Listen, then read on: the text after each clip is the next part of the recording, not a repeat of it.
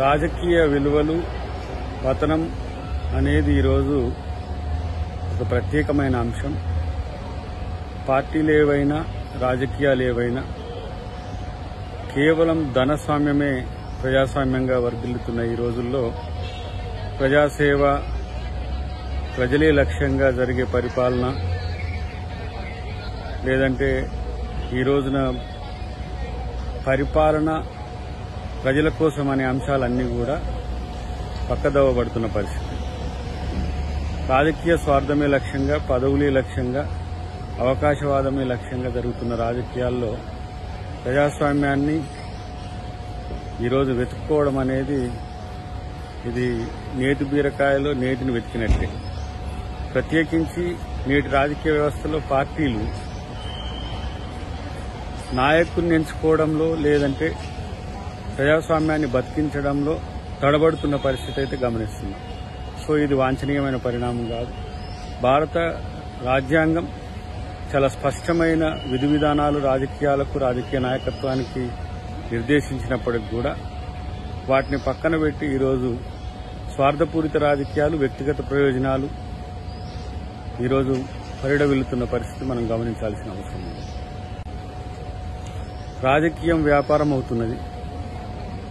వ్యాపారస్తులే రాజకీయ నాయకులు అవుతున్న రోజున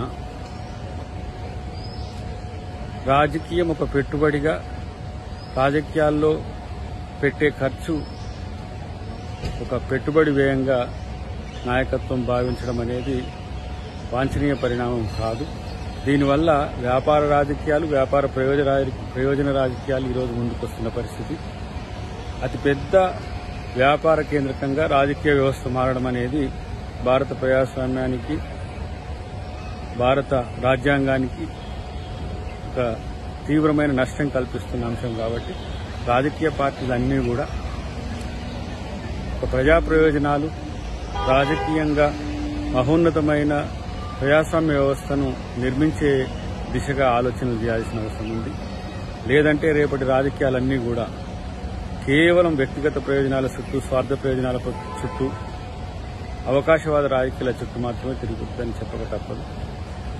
రాజకీయ నాయకత్వం, సివిల్ సొసైటీ, ప్రజలు కూడా ఈ అంశాల మీద తీవ్రంగా ఆలోచించి నిజమైన నాయకత్వాన్ని ఎంచుకోవడానికి, ప్రజాస్వామ్యాన్ని బతికించడానికి ప్రతి ఒక్కరు కూడా ఈరోజు ముందుకు రావాల్సిన అవసరం ఉంది. హాయ్ ఫ్రెండ్స్, మా టుడే టుమారో యూట్యూబ్ ఛానల్ చూస్తున్నందుకు చాలా థ్యాంక్స్. మరిన్ని లేటెస్ట్ వీడియోస్ కోసం వెంటనే సబ్స్క్రైబ్ చేయండి. అలాగే ఈ బెల్ ని కూడా రింగ్ చేసేయండి. మా నోటిఫికేషన్స్ అన్ని మీ మొబైల్లో వస్తాయి. అలాగే మా వీడియోస్ మీకు నచ్చితే లైక్ చేయండి, షేర్ చేయండి, నచ్చకపోతే కామెంట్ చేయండి.